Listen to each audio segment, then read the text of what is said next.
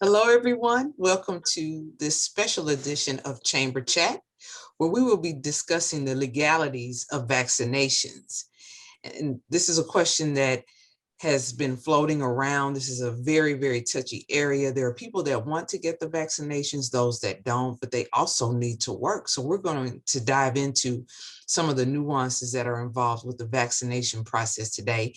And we're very, very blessed to have with us an attorney that is board certified in labor and employment. That means that she has a specialty in this area and knows full well what she's talking about when it comes to labor and employment issues.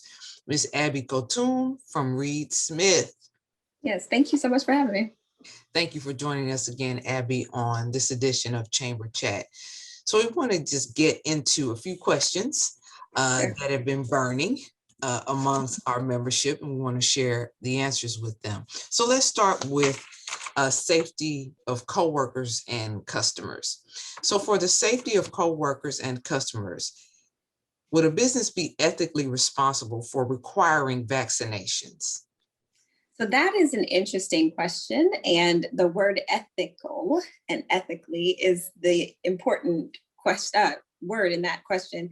I would not necessarily say that an employer is ethically responsible for requiring vaccinations. And the reason I would say that is because, this pandemic has been around for a year plus, which seems like a very long time, but it's not that long in the grand scheme of things. And there's a lot of things that we don't know. But yes, there's a lot of things that we do know. So I do think that if I was advising it, I would advise that employers recommend that their employees be vaccinated and consider vaccination. But I don't think that we are currently at the stage that we are recommending that employers require the vaccine. We'll probably get into it later. There are some situations where maybe that's more what an employer should do, but you can get there, and there being more employees being vaccinated, you can get there by using incentives. You can incentivize people to vaccinate. You can inform them about the benefits of vaccination. But I just think you can do as much as possible short of requiring them. And I don't think yet that it's, that it's ethically required yet for an employer to try to require it. Yeah, and when you think about ethics, that's kind of a gray area, because what's ethical to one person may not be ethical to the next person. Right. So, if I'm a business owner that thinks that everyone should be vaccinated, you touched on this a little bit, but can you talk about the requirement of vaccination? What kind of exposure would a business owner be open to if they required their employees to be vaccinated? Sure. So, I answered what I believe and whether I think that it's ethical. But if the question is whether you can require vaccinations, the answer is yes. Employers can require vaccinations if they'd like to. Now, if you do, you might be subject to lawsuits like we've seen in the Methodist case. Now, the Equal Employment Opportunity Commission has come out with guidance and said that employers can mandate the COVID vaccine. They've said in the past that employers can mandate vaccines generally. So employers can, and kind of always have been able to, as long as we've had these laws, mandate that you take the flu vaccine, for example, or hepatitis or whatever the vaccine is. And so it's pretty good law that employers can mandate. But of course, what is the law is different from, what you might be subjected to if you go this route. So an employer might be sued just like Methodist, and they would have to incur the cost of defense and, the nuisance of defending a lawsuit. So there's that. Also, we're undergoing a labor shortage, like a lot of people have choices about where they want to work, and requiring a vaccine, even if a person wanted to get one, just makes them feel like their employer doesn't care about them as much. And so again, I think you can use positive reinforcement rather than negative reinforcement to get to the same place. Mhm. And do you think, Methodist is a pretty large organization? And the chamber is primarily made up of small business owners. And in the Methodist case, those employees are saying that the vaccine hasn't been fully approved by FDA. They shouldn't have to take it.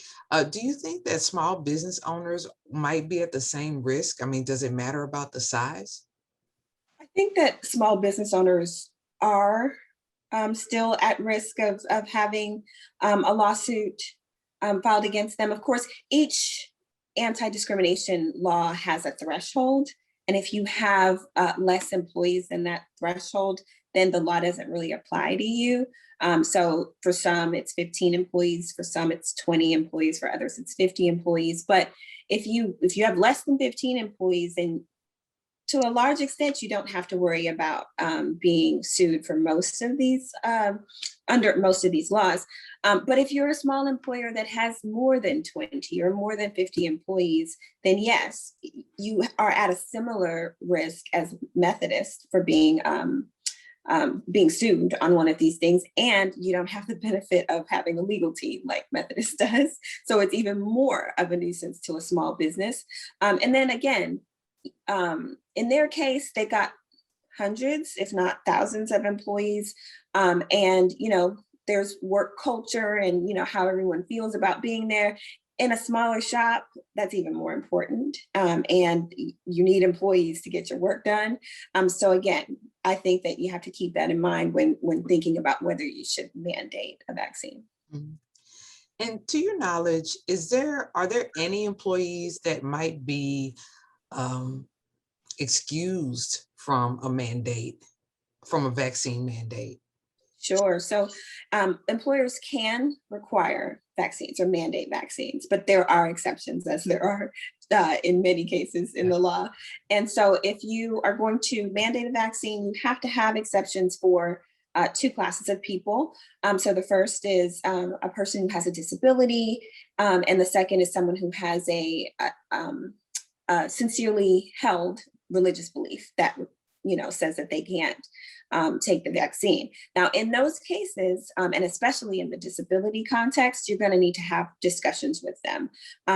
You're going to need to figure out why they can't, why they think they can't get the vaccine, and whether you can accommodate them. Because if they can work from home and without that being a big hindrance to your operation, then maybe you can allow that and they wouldn't have to get the vaccine. But if they're a cashier and that's the only job they can do, and you need them to be at work, and they're going to be in contact with people, then that's a different case. And then there's further analysis you have to do about whether they would be a direct threat to themselves or to others if they didn't take the vaccine. And then again, you'd have to go through this reasonable accommodation and figure out if you can accommodate it. If you can't, then yeah, you actually can terminate a person who can't or doesn't want to take the vaccine. Thank you for explaining that because, we've gotten a question as to whether or not an employer has to allow an exempted person to work, and so the kind of checklist that you just went down, as far as an analysis, where would an employer get that kind of information to be able to make a judgment call as to whether or not to allow that person to work? Sure. So, of course, I'm going to put a plug in here for consulting employment counsel, because these are some of the hardest issues that employers face, with disabilities, with older workers, et cetera. And both of those classes are at issue with COVID and vaccines.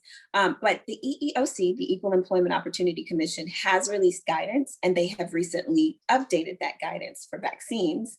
And so you can go there, and it really does walk you through what you have to do. In fact, I read over it before this chamber chat, and so it'll tell you about whether you can vaccinate, which you can, and then it tells you what the exemptions have to be, not exemptions, but maybe exceptions to that mandate can be, and then how you walk through those. Because if a person has a disability or has a religious belief that makes them not able to take the vaccine, that it doesn't stop there. And so it walks you through what discussions, what information. You might even ask for a doctor's note. You might need to go back and forth. You might need to assess what the job is, and figure out if it's business related and if there's a way for you to allow the job to be done without them taking the vaccine. So it walks you through all of that. And so that's the EEOC guidance. EEOC guidance. And it sounds like that guidance would also inform a business owner as to how they would go about paying wages to this type of, to an exempt employee as well.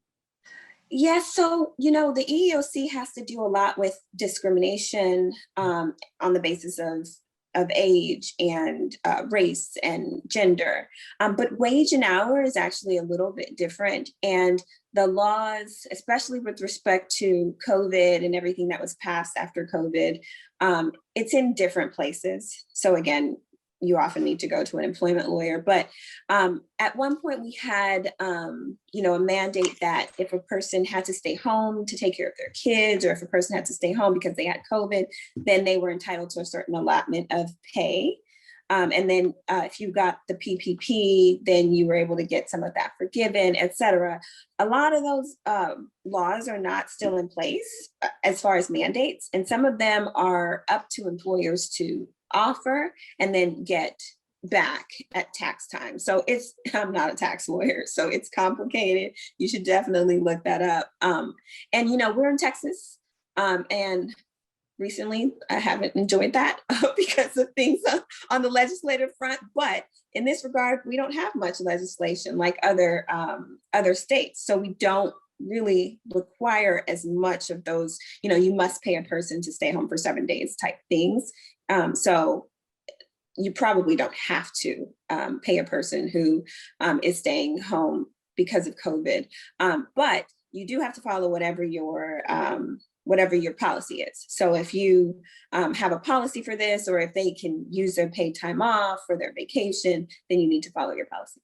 Okay, so then there are some instances where wages will be paid. It sounds like it would be determined on a case-by-case basis, depending on several factors. Yes. So that may not be readily available for the business owner to get their hands on. So yes, it sounds like it would be very, very good for business owners to consult an attorney, because we're in tricky waters. We've had so many different iterations of bills and laws and things that have been put forth. So yes, right. we definitely But need help. I will say though, because I know what it's like to be an entrepreneur and for you not to have that extra money for an attorney. So, attorneys are worth their weight in gold. But if you're doing it yourself, the information is all out there. But whenever you're doing your research, you need to make sure you look at when that law that you're looking at expired, if it's still valid, and then you have to keep looking to see if there's a new one. So just keep that in mind. Yeah, things are always changing, so we got to stay up to date. Right. So let's talk about the food service industry for a little bit, because Sure. I don't know about you, Abby, but I've seen people out everywhere. I personally choose to kind of keep myself low key until I can really see the end of the tunnel for real. But there have been people itching to get out, go get something to eat. Houston is known for its restaurants and its restaurant scene. So when it comes to workers in the food industry, or business owners in the food industry, are there any special regulations when it comes to vaccines for that industry? I wouldn't say so in Texas. Employers have to think about whether they will mandate vaccines or not, and I don't think that is different within the restaurant space. Now, in restaurants, employees are a lot closer to their customers than in others. I know I'm not always seeing my customers, but in a restaurant, a server or a bartender is right in front of their customers. So when Texas was reopened and it's now 100% open, some of the requirements that we had back then are no longer required. So there was a place on the Texas Department of Health and Safety, I think DSHS website, where you could find a book that would tell you exactly what you need to do. If you did that already, then you kind of have the gold plated level. I think we've relaxed on a lot of those things. And so you don't have to do as much. Now, if you are to get sued in the future for having done not enough, you're going to want to follow what the guidelines are and what the guidelines were at the time of whatever incident. And so now that would be the CDC guidelines. That would be the DSHS, the Texas department that I'm not remembering their full name. So whatever they tell you to do, that's what you need to do. That should be your minimum standard. So the CDC still has things in place for when an employee is sick with COVID and they have symptoms or they've tested positive. You still need to follow those guidelines. That might mean that they need to quarantine. It might mean that they don't have to quarantine if they're vaccinated. And now at this stage, it's all about vaccination. So if a person is vaccinated and they don't have any symptoms and they've been exposed to someone who has COVID, they don't even have to quarantine like they did a year ago. So there's lots of different changes. You can find all of that on the CDC website. But I'd say even for restaurants, you should follow what the CDC guidelines say and what the Texas Department says. Mm-hmm. And you know what's interesting? I saw a post on Instagram yesterday where this young woman was playing the piano and she kept her mask on and she said she didn't care what was going on. She was going to still wear her mask. And, it kind of begs the question about sanitation, at this point. And so it sounds like what you're saying about restaurants is that the level that they had to sanitize has gone down, as far as requirements are concerned. Are you finding that? Because I know that's been a concern as well, as we move into more vaccinations and we're getting into post-COVID, there's a concern about establishments having to, keep their places clean, especially if they've had an employee that is tested positive, the concern about other employees being around them, customers coming in, having to sanitize the establishment again. Have you heard of any best practices or, again, if you could just kind of repeat for our audience, what the guidelines are at this point? Sure. So if you have an employee or even a customer that you're aware of that's been in your space and has had or has COVID, then you still have to do the sanitation that was required earlier on in the pandemic. So that would mean cleaning and sanitizing or disinfecting. The CDC guidelines kind of walk you through when you need to do that. Especially in office environments, you might have an employee that was in the space and then, maybe they're gone for the weekend and then you come back on Monday and you find out that they had COVID. The guidelines kind of tell you, like, if you find out that someone had COVID and 2 days have passed or 3 days have passed, maybe you only need to clean and you don't need to sanitize. Or if you had a person that was there yesterday and you find out that they had COVID, you need to tell everyone to leave, you need to disinfect, you need to clean, and open the windows, all of those types of things. It's at that level of granularity in the CDC guidelines.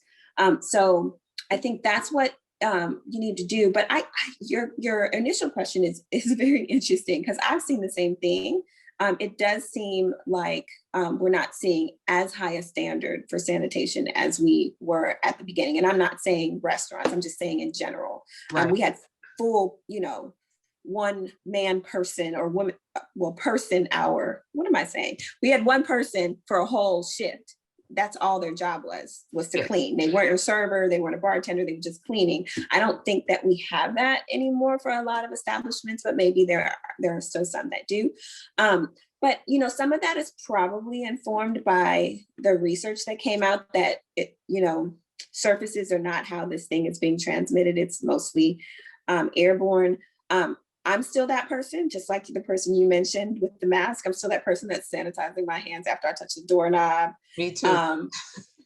sanitizing like my steering wheel after I get my car back from valet. Like, I'm still that person. I was kind of that person before. So maybe there's a level of personal responsibility on that. But it does seem like the research is showing that it's not surfaces, and that might be why employers or businesses are not really sanitizing as much. Mm-hmm. Okay.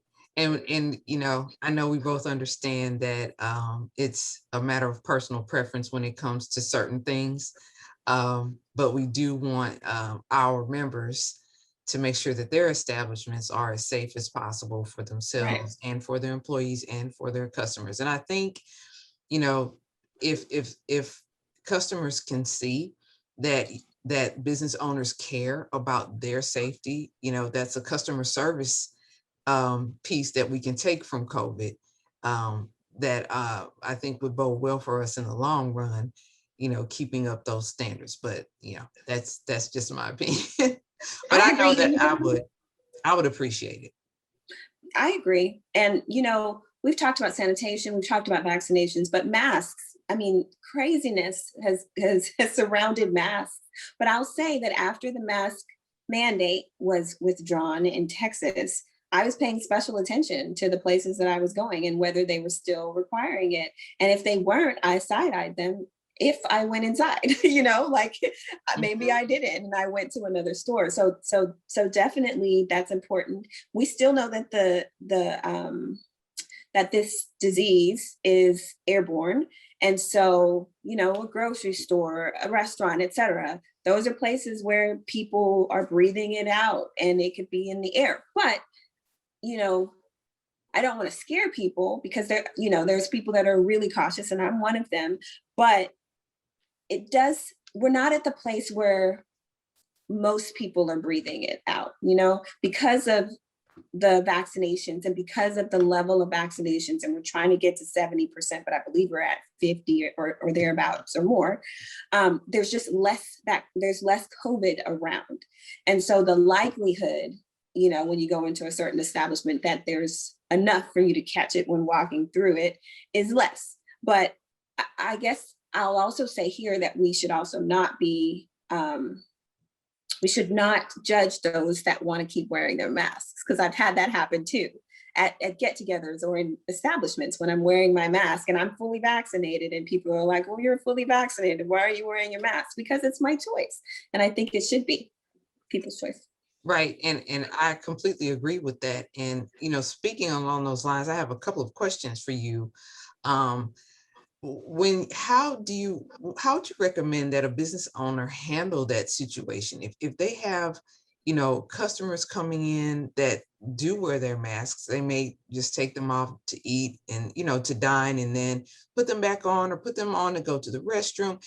How could they handle maybe an unruly patron that looks at that person and says, why do you have a mask on? Or you're making me feel uncomfortable. There have been lots of discussions about, whose rights are superior when it comes to interfacing with someone who's with or without a mask. So when you're in an establishment, what is the business owner's responsibility in those situations?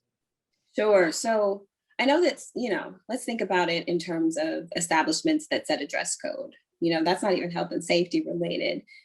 You might have a place that requires a jacket or no flip flops or whatever it is. And, if you set that out at the entrance of that establishment, that's your rule.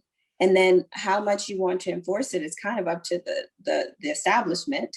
Of course, you don't want to use any violence or physical force to enforce it.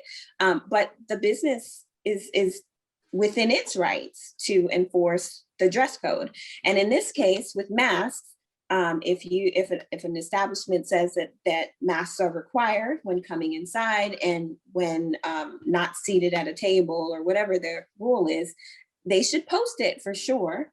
And should enforce it if that's what they would like to do.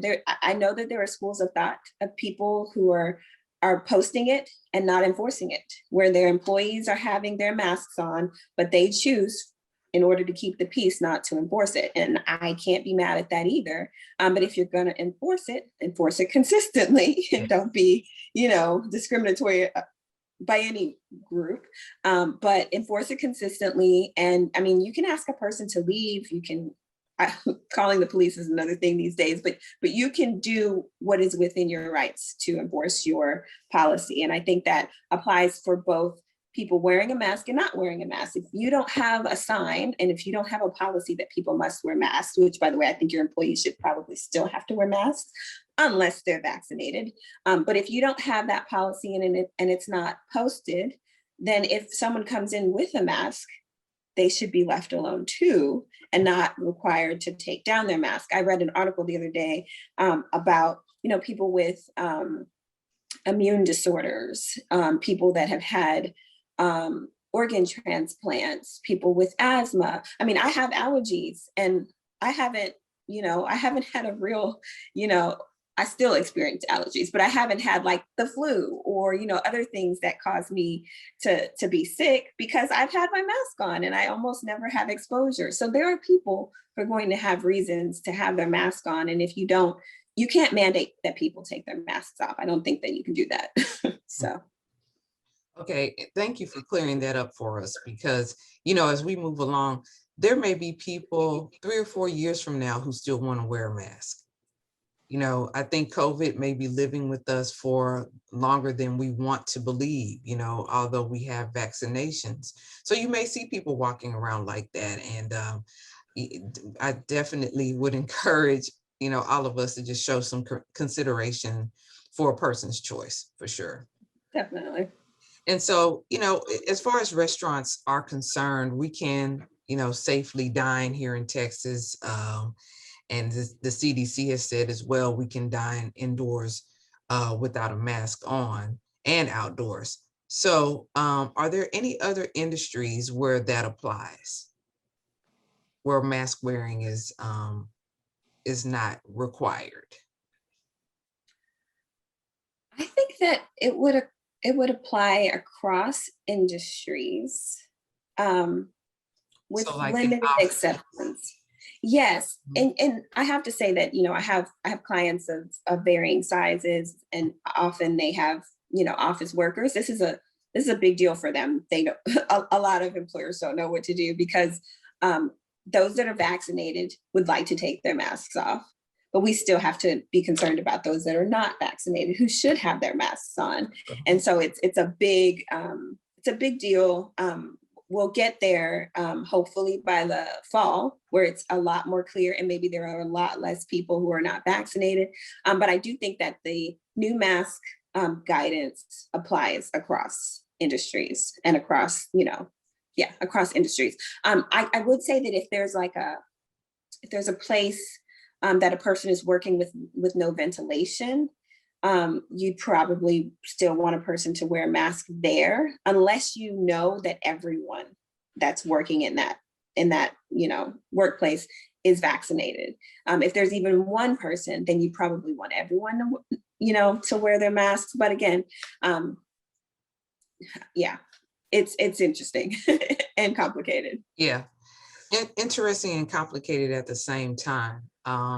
And so, that's why it's important to lean on someone with your expertise, because, you want to just make sure as a business that you're protecting yourself and your employees, and trying to insulate yourself from a lawsuit, if at all possible. And speaking of that, when you're talking about wearing a mask or not wearing a mask inside of an office building setting, where you're kind of enclosed for maybe 8 hours or more a day. If someone comes up with the COVID-19 disease, and they can trace it to your establishment, be it a food service place, be it an office building, be it any place that a business owner has their office, Mm-hmm. is the business owner liable for any illness or death expenses or anything along those lines? I would say that that depends. And so, I mean, it'd be really hard to trace, of course, but the hypothetical assumes that you can trace it Mhm. to the employer or the business. So if it's an employee, it's arguably a workplace injury, and so that would subject it probably to workers' compensation. And so if you're, if you're a carrier of workers' compensation insurance, then that should cover you and you shouldn't be sued in court. If it's a customer, then negligence is what they could allege in court. And so that's why, again, negligence is not performing your duty when you had a duty.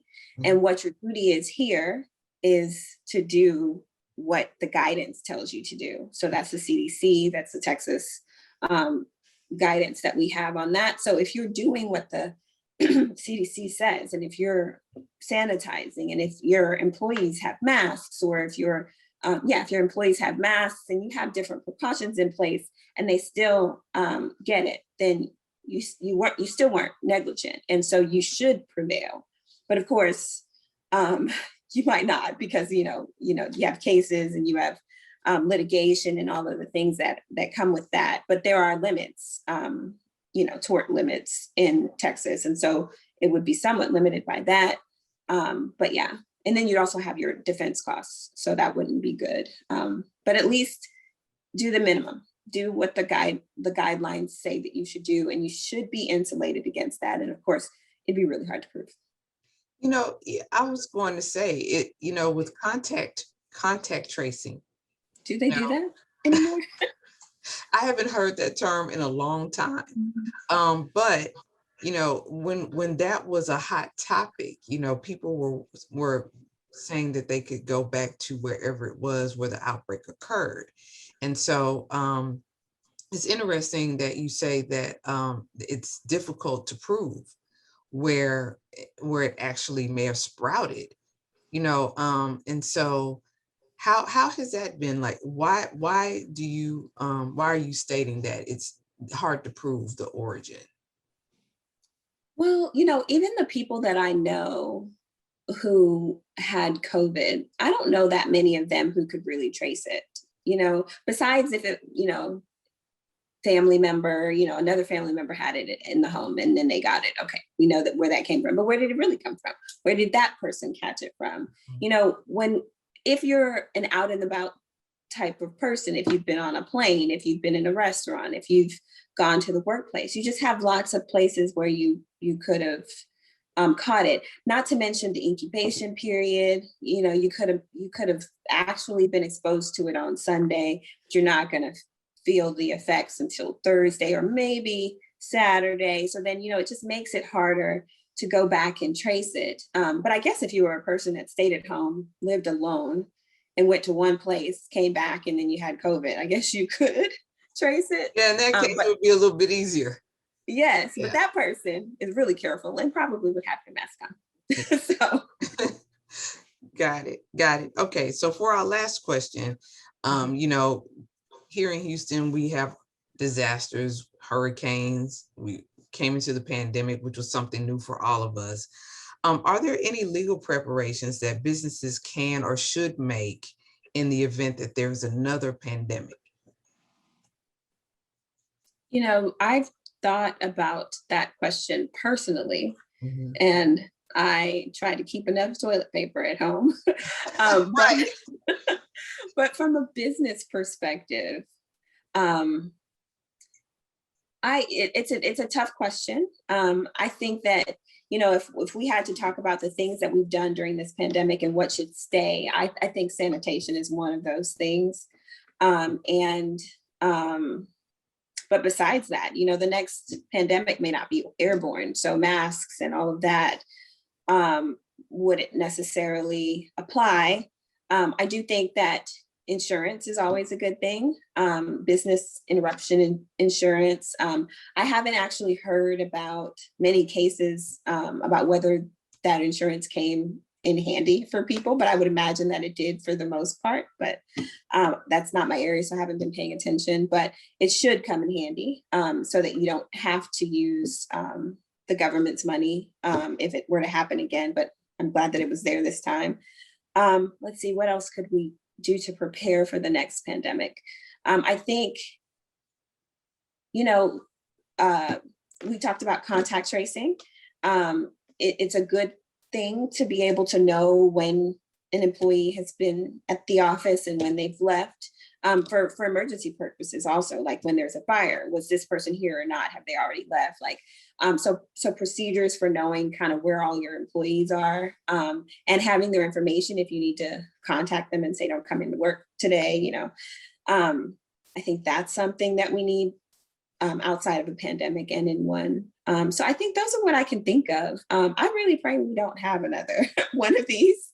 But I was reading President Obama's latest book, A Promised Land, and he talked about one of the pandemics that he had to deal with during his presidency. And I'm right here in Texas, and I think it was coming from Mexico. And I really had no idea that he had to deal with that. I don't really recall this level of anything. Right. So it does happen. We've heard about bird flu. Hopefully they have that under control in China.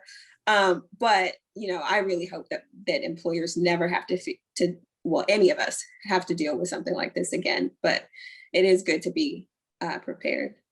Yes, always prepared. That is a Girl Scout motto, I think. Be prepared. So something that we should all just kind of keep in the back of our mind to just, or really at the forefront, to always be prepared. So Abby, thank you so much. Abby Reed-Smith, labor and employment attorney. Thank you for joining us today to answer these really sensitive and important questions at this juncture. And thank you for being a friend to Chamber Chat and to our membership. And friends, we hope that you will consider joining the Chamber. Your membership allows us to bring you this kind of information from experts in their field that affect your business. So if you haven't joined the Chamber, please visit www.ghbcc.com/membership and join us today. Stay up to date with all of our Chamber events on our social media handles at Greater Houston Black Chamber. And save the date. We have a few things coming up in July, a Men in Business Conference. We have a procurement forum that will assist you in making connections for government and corporate contracts to grow and expand your business in August. And of course, the Pinnacle Awards coming up October 23rd. It will be a virtual event. We want you to stay tuned because we're going to open up applications fairly soon. And you just might be one of those winners on October 23rd. So please stay tuned for that. So again, thank you, Abby Khotun, for joining us today. And we look forward to seeing everyone else at the next Chamber Chat. I'm Carol Guest. I serve as your interim president, and we'll see you next time. Take care.